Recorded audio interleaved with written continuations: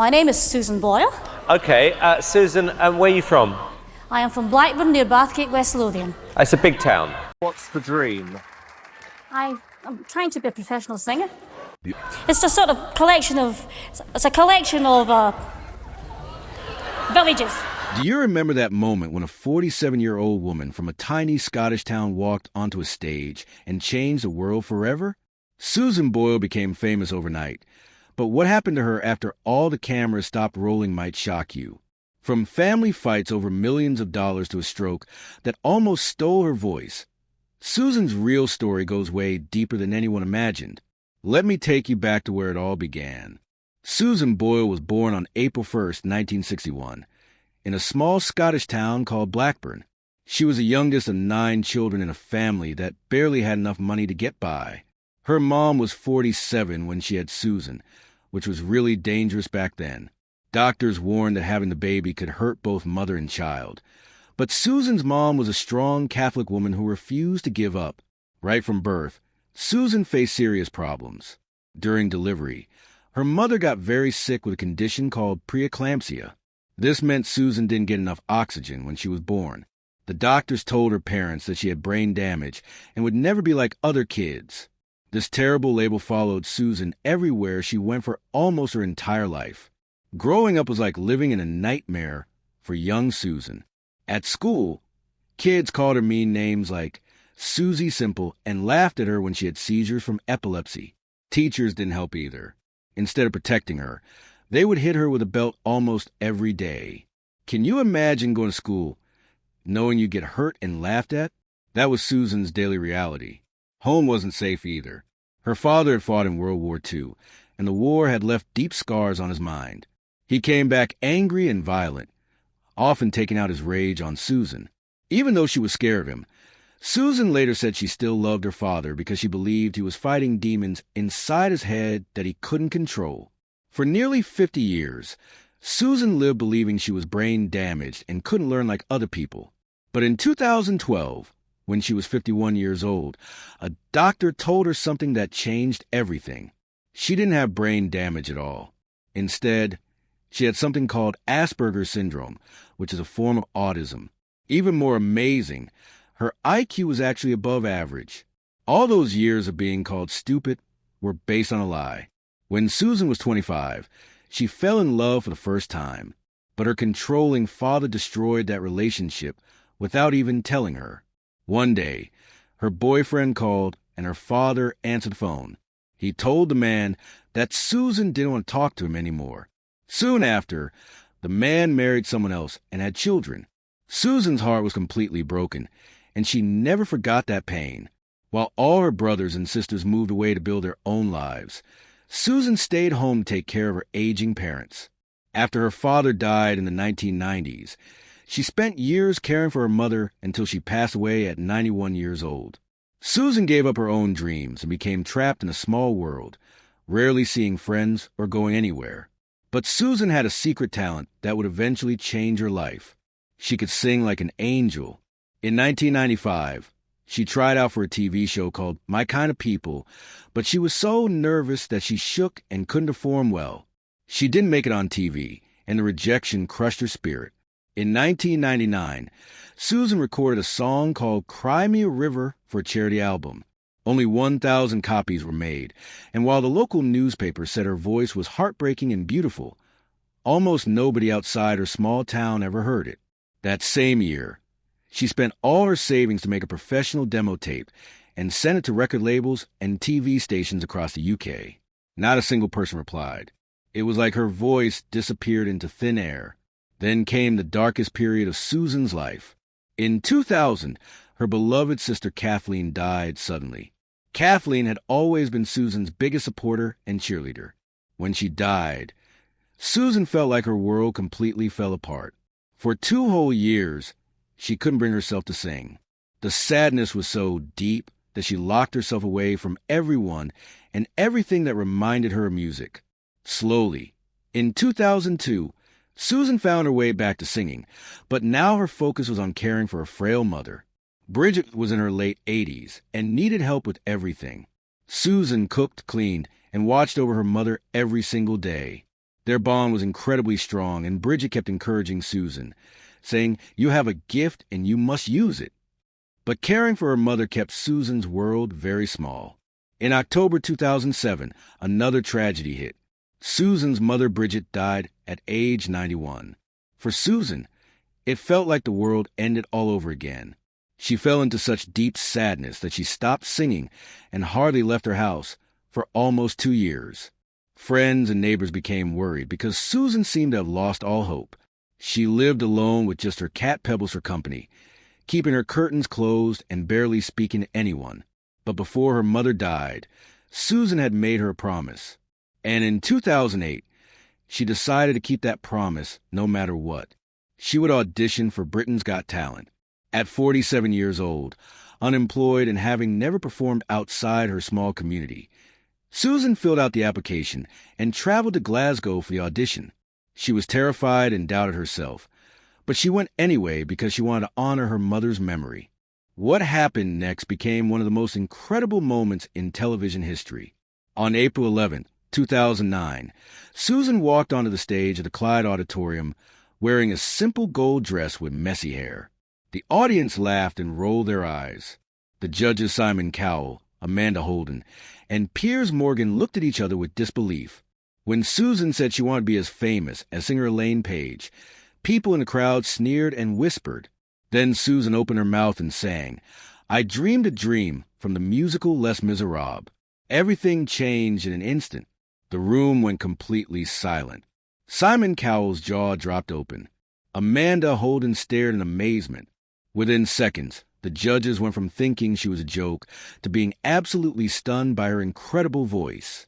When Susan reached the most powerful part of the song, the entire audience jumped to their feet and gave her a thunderous standing ovation.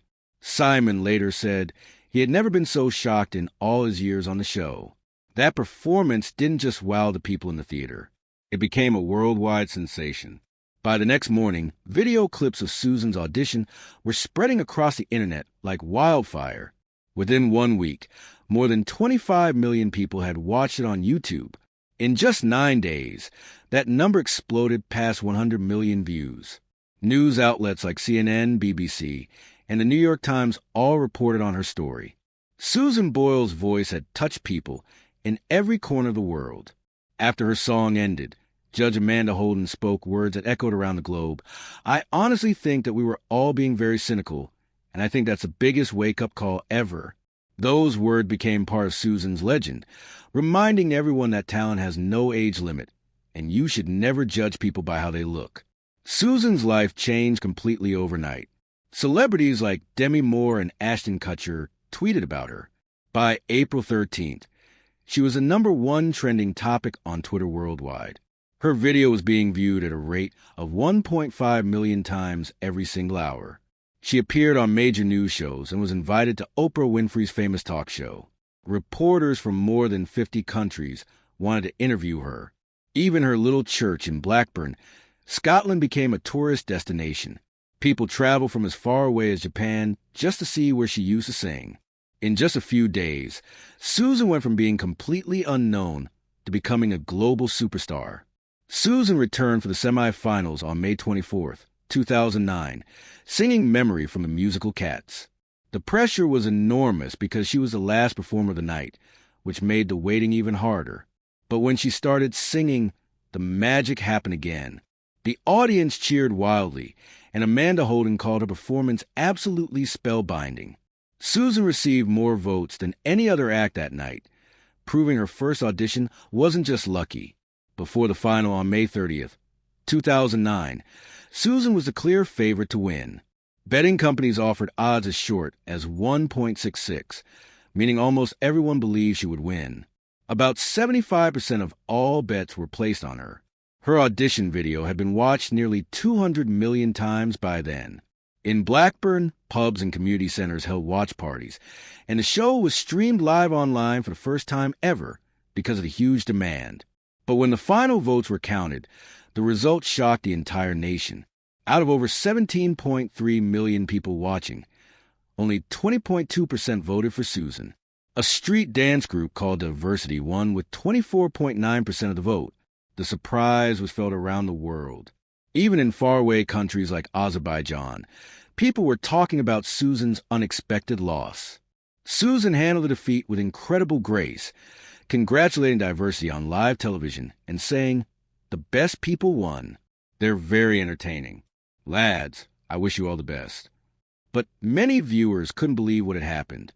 Right after the show ended, rumors spread that Susan was very upset backstage.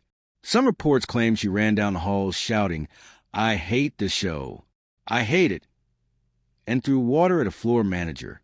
While some people said these stories were exaggerated, they showed just how much pressure Susan was under and how difficult sudden fame can be.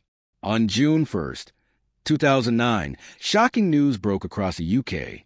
Susan Boyle had been rushed to the Priory Clinic in London, a place where celebrities and even royalty go when they need serious help. The night before, 19.3 million people had watched her lose a final, and that defeat hit her incredibly hard.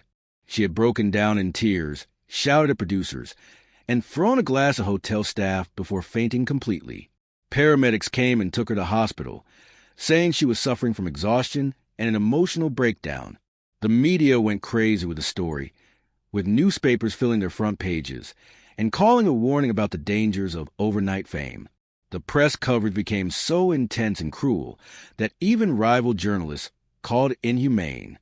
Reporters camped outside her home and bothered her family members. Some were even sent on bizarre missions like pretending to propose to her just to see what she would do. The situation got so bad that the Press Complaints Commission had to step in and remind editors about proper ethics when reporting on mental health issues. Behind the scenes, Simon Cowell knew things had gone too far. For the first time ever, he offered to release a contestant from their tour contract.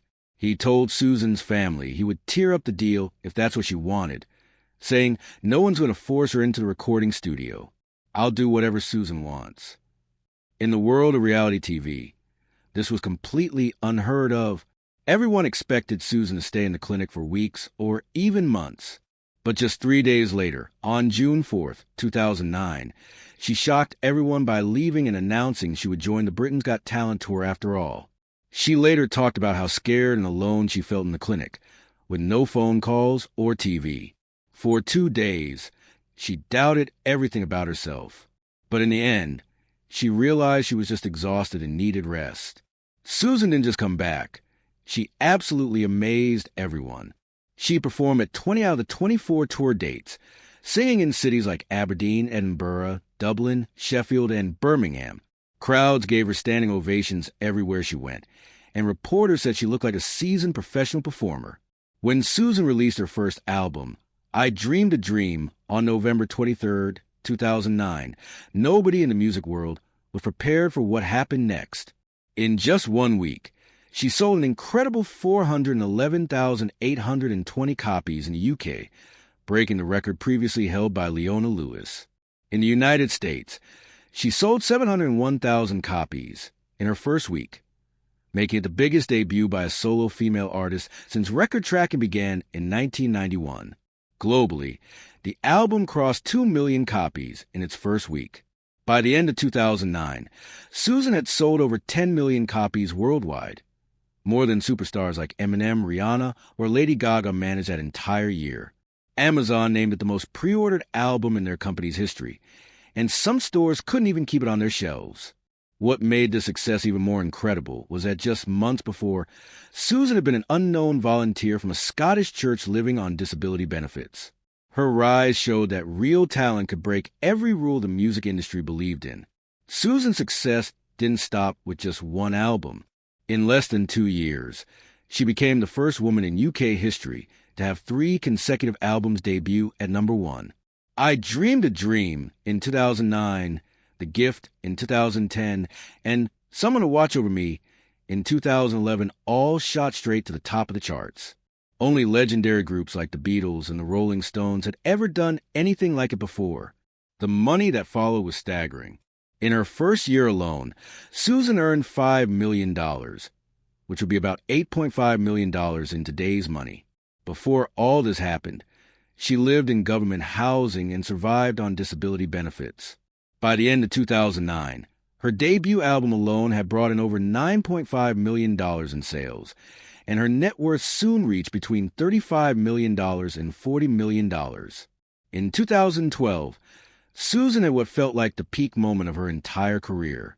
On May 13th, she sang Mull of Kintyre at Windsor Castle for Queen Elizabeth II Diamond Jubilee celebration. Backed by the pipes and drums of the Royal Scots Dragoon Guards, she performed for millions of viewers on television. Just 3 years after her Britain's Got Talent audition, she was singing for the Queen herself and even got to meet her personally afterward. But behind all the success and glamour, Susan's sudden fortune was tearing her family apart in ways that broke her heart. Her newfound wealth created jealousy, greed, and bitter fights among her relatives. By 2010, family meetings were called to try to clear the air about money, but not everyone would even show up. The family split into 2 camps, and Susan felt trapped in the middle. Things got much worse in 2013, when reports came out that Susan's brother Jerry had threatened to kill himself unless she gave him $50,000 to save his failing business. Susan, who was sick at the time of viral infection, handed over the money because she felt she had no choice. Jerry later denied making any threats, but the damage to family trust was already done. Susan made the situation even worse by lying to other relatives. She told them Jerry had blackmailed her because she couldn't bear to tell them the real truth. When Jerry confronted her about the lie, she broke down and admitted she had made up the story because she just wanted the fighting to stop. But the lie only made the wounds in her family even deeper. The breaking point came in 2015 when Susan gave a large cash gift to a relative who didn't even thank her. When Susan became upset and tried to reach out, her messages were seen as harassment, and the police actually got involved. They visited her home and asked her to stop contacting the person. Over the years, Susan had given away around $1.8 million to relatives, but instead of bringing her family closer together, the money drove them further apart. In 2012, Susan received shocking health news that changed her life forever. At the height of her fame, doctors told her she had type 2 diabetes. This meant she had to completely change how she lived or risk losing everything, including her singing career. She gave up her beloved sweets and cakes, started eating healthy food, and began exercising regularly. By 2016, she had lost 28 pounds. By 2018, her total weight loss was 50 pounds. When COVID-19 came along, the danger felt even more real because doctors warned her that a simple infection could be deadly for someone with diabetes. She had to isolate herself strictly and be incredibly careful about her health every single day. But there was more life-changing news coming. In December 2013, at age 52, Susan discovered something that explained her entire difficult childhood. After decades of believing she had a learning disability, she found out she actually had Asperger's syndrome. The diagnosis finally explained why social situations had always been so hard for her and why she felt different from everyone else growing up in Scotland. Even better, she learned that her IQ was actually above average, not below it like people had told her for years. This new knowledge helped her see herself clearly for the first time in her life and gave her strength to speak out for others facing the same hidden challenges. In 2014, something beautiful and unexpected happened. For the first time in her life, at age 53, Susan found romance. During a tour in the United States, she met a doctor in Florida. He wasn't even a fan. He just recognized her and started a friendly conversation.